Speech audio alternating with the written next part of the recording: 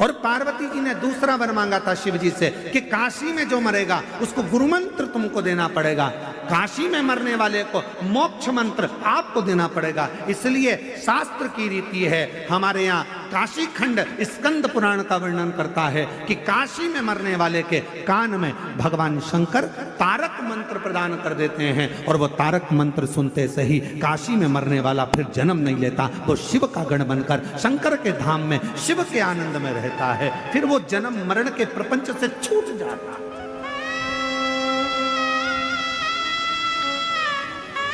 फिर वो जन्म मरण के प्रपंच से मुक्त हो गए, मुक्त।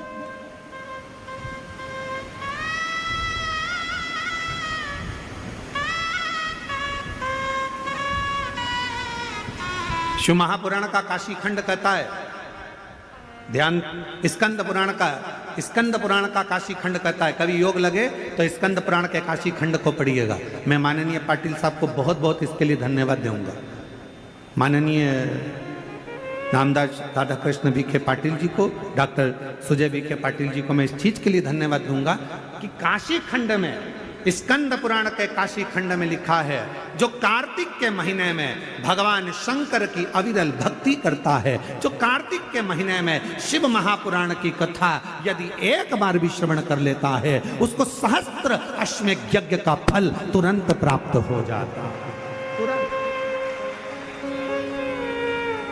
मैं पाटिल परिवार को धन्यवाद इसलिए दूंगा कि उन्होंने कार्तिक महीने में ये शिव महापुराण की कथा शिरडी के इस क्षेत्र में कराकर संपूर्ण शिरडी वासियों को अश्वमेध यज्ञ, एक अश्वमेध यज्ञ नहीं, सहस्त्रों, हजारों, लाखों अश्वमेध यज्ञ का फल केवल कार्तिक महीने में ये 5 दिन की शिव महापुराण कराकर उन्होंने सबको प्रदान कर दिया, सब।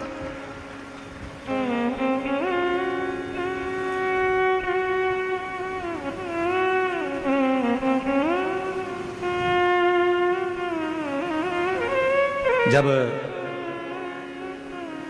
डॉक्टर सुजय विखे पाटिल जी कथा लेने के लिए सीहोर आए थे तो उस समय पर बता रहे थे, उनको 2-3 तारीख बताई गई, पर उन्होंने जो तारीख चुनी वो कार्तिक के महीने की चुनी। तो हमको भी आश्चर्य हुआ कि जरूर माता पिता के संस्कार इतने प्रबल हैं कि कार्तिक के महीने की अगर तारीख चुनी है तो उसमें फल, तो ये श्रेष्ठता हुआ।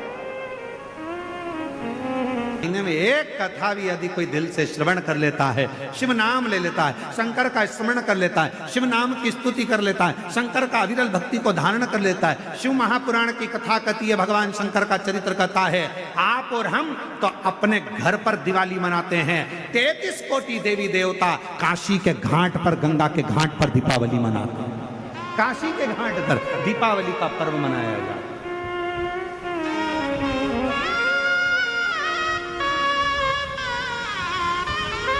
शिव धाम में, भगवान शंकर के धाम में, काशी में, शंकर के अविरल धाम, हम तो आपसे भी कहेंगे, आपके घर के आसपास में जो शंकर का मंदिर हो ना, दीपावली के दिन शंकर के मंदिर में जाकर दीपदान जरूर करना। दीपावली के पर्व पर शिव मंदिर में जाकर उसके आसपास में दीप जरूर लगाना। क्यों? आपको वही फल प्राप्त होगा जो काशी में देवताओं ने दीप जलाकर प्राप्त किया, वही।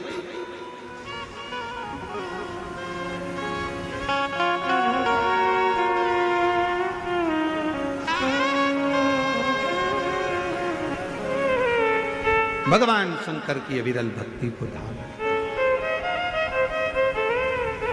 शिव तत्व को धारण कर। और इस वर्ष जब आप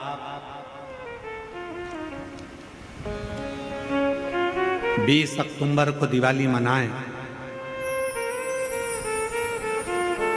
और 20 तारीख को जब आप दीपावली का पर्व मनाएंगे,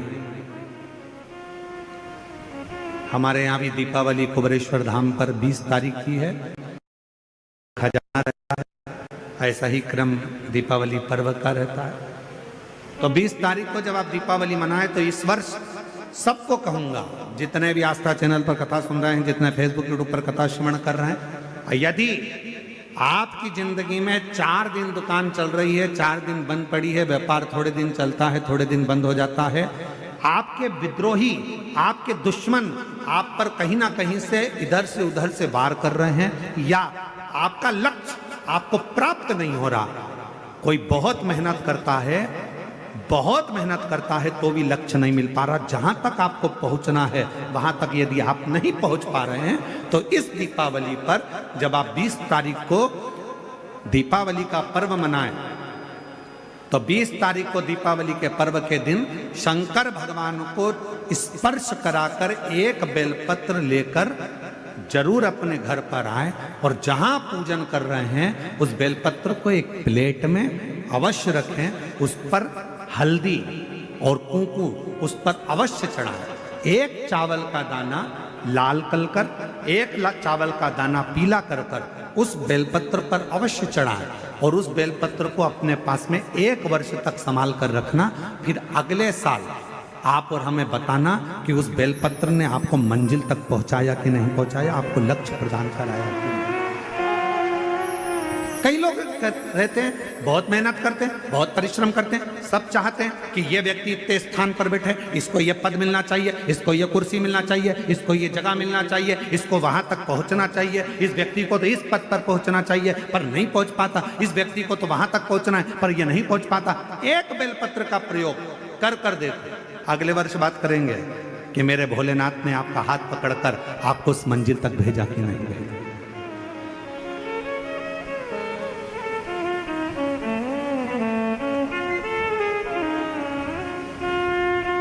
कई व्यापारी, कई किसान कह देते हैं अरे गुरुजी हमारी फसल पिट गई, अब की बार हमारी जो पिक थी वो पूरी की पूरी पिट गई, हमारा पानी ने बेकार कर दिया, हमारा इसने बेकार कर दिया, हमारा उसने बेकार कर दिया। बेचारा किसान कर्जे में होता चले जाता है, तकलीफ में होता चले जाता है। हम उनसे भी कहेंगे एक बार प्रयोग कर देखिए, एक बेलपत्री का दीपावली की रात्रि को, और अब की बार दीपावली का पर्व 20 अक्टूबर को जो मनाया जा रहा है, 20 अक्टूबर दीपावली पर्व के दिन एक बार प्रयोग कर देखिए कि वो बेलपत्र शिव जी को लगाया हुआ। क्यों? क्योंकि भगवान शंकर ने माता लक्ष्मी को जब भगवान विष्णु को दिया था, क्योंकि माता लक्ष्मी की माँ ख्याति देवी तो लक्ष्मी जी का विवाह शिव जी से करना चाहती थी, पर शंकर जी ने मना कर दिया था कि मैं विवाह नहीं करूंगा, इनको तो नारायण को दे दो। तो लक्ष्मी जी को भगवान शंकर ने जब यहाँ आया तब माता लक्ष्मी ने वर दिया, भगवान शंकर से प्रार्थना करी आप मुझे आज्ञा करो। शंकर भगवान ने कहा जिस दिन तुम पृथ्वी पर भ्रमण करने के लिए आओ और जिस स्थान पर बेलपत्र विराजमान हो उस स्थान पर तुम सदा विराजमान हो जाओ। वहां से फिर अविरल बोल बम का नारा है। इतना धीमा बोलोगे तो शिरडी वालों कल्याण तुम्हारा। अच्छे से बोलो जरा, बोल बम का नारा है। हर हर महादेव। शिव तत्व की प्राप्ति।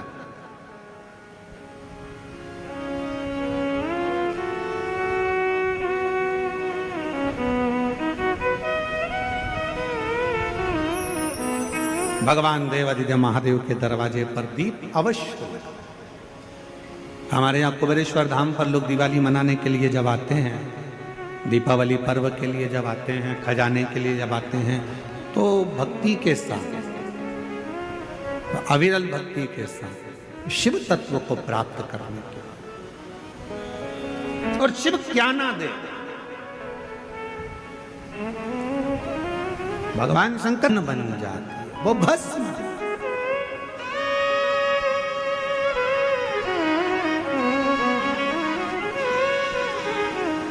इसलिए शिव महापुराण की कथा कहती है एक लोटा जल सारी समस्या का हल।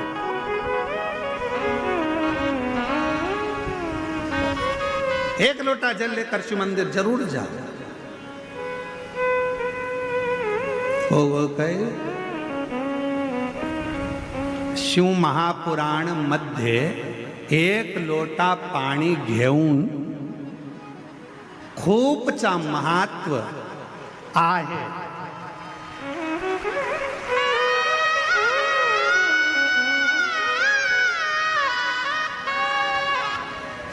शिव महापुराण में एक लोटे जल का बड़ा महत्व बताया है, बड़ा महत्व।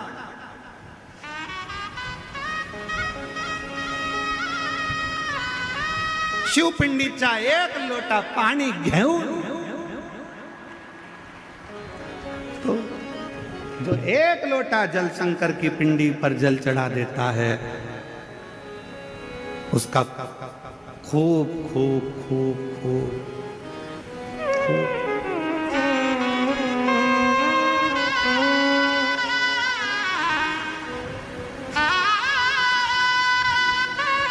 और तेरी कृपा का क्या है भरोसा, कब किस पर हो जाए, जरा सी हम पर कर दो, जरा सी हम पर कर दो। तेरी कृपा का क्या है भरोसा, कब किस पर हो जाए, जरा सी हम पर कर दो, जरा सी पर कर दो। जिस पर ही हो गई तेरी कृपा करुणा, वो भव पार हुआ, भव पार हुआ। पापी हो चाहे जितना, उसका भी बाबा उद्धार हुआ,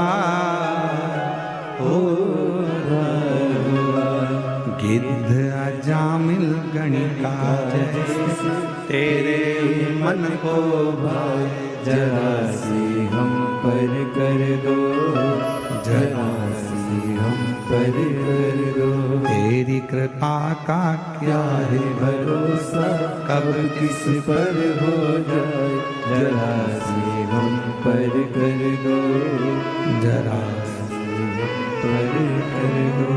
तेरी कृपा का क्या है भरोसा, कब किस पर हो जाए, जरा सी हम पर कर। ये उसकी उदारता, ये उसकी करुणा है, ये उसकी कृपा है, ये उसकी दया है। आप दिल से उसको पुकारो, वो दिल से झोली भरता है। आप दिल से पुकारो, दिल से कहो उसको, दिल से विनय करो उसको, दिल से निवेदन करो उसको, वो सुनेगा, आएगा, देगा, झोली भरेगा, जाएगा। तो शंकर भगवान पर चढ़े हुए जल की महत्वता शिव महापुराण की कथा कहती है। भगवान शंकर का पवित्र चरित्र कह रहा है कि मरने वाले व्यक्ति के मुख में गंगा जल क्यों दिया जाता है। आपके बच्चे पूछें, आपके रिश्तेदार पूछें तो उनको बताना कि शिव महापुराण में वर्णन आता है, स्वयं यमराज की धर्म पत्नी धुमोरना ने यह प्रश्न स्वयं जिस पर यमराज बैठते हैं उस भैंसे से, उस पौंड्रक से पूछा, भैंसे से कि तू किसी को कष्ट देता है, किसी को नहीं देता।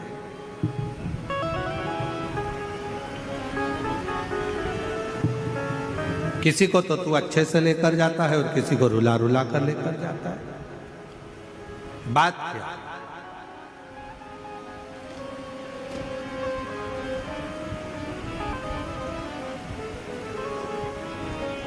क्या बात है?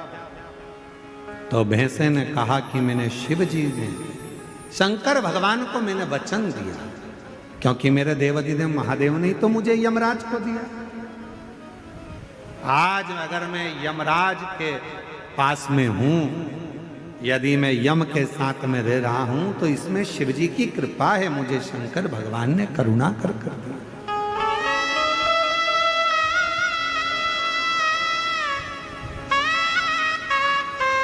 ये शिव की उदारता से मुझे मिला। इसलिए हमारे सनातन धर्म में आज भी नियम है, ये गंगा का जो जल है वो भगवान शंकर का चढ़ा हुआ जल है, शिव के ऊपर से चढ़कर नीचे आ। कई लोग हमारा बहुत विरोध जब करते हैं तो विरोध में कह देते हैं कि शिव जी पे चढ़ा हुआ जल मत पियो। सीहोर वाले महाराज ने बताया पियो, और ये कहता है मत पियो। तो जो तुमसे कहे कि शंकर पर चढ़ा हुआ जल नहीं पीना चाहिए, तो उनको कहना कि फिर तो मरते समय तू गंगा जल भी मत पीना, क्योंकि वो भी तो शंकर जी पे चढ़ा हुआ है। शिव जी के शीश पर आया तब तो नीचे आया। शिव महापुराण की कथा कहती है कि धुमोरना से यमराज जी की धर्म पत्नी से स्वयं भैंसा कह रहा है, वो पौंड्रक भैंसा कह रहा है कि शिव की कृपा, शंकर की कहा, जिसके ऊपर शंकर का चढ़ा हुआ जल का प्रोक्षण हो, जो शिव का चढ़ा हुआ जल का आचमन कर ले, कहा उसको फिर कोई नरक। हे भोलेनाथ, हे भोलेनाथ, इतना तो करना भोले, जब प्राण तन से निकले।